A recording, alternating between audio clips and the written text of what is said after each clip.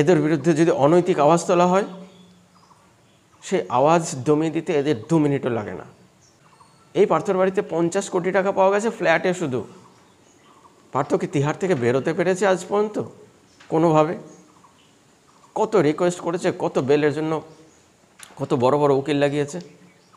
দিদি শুধু তার গদি চেনে, আর দিদি এই ভাইদেরকে সময়ে সময়ে প্রয়োজনে বলিদান দিয়ে, সেই ভাইদেরকে বলিদান দিয়ে নিজের গদি সুরক্ষিত রেখেছে।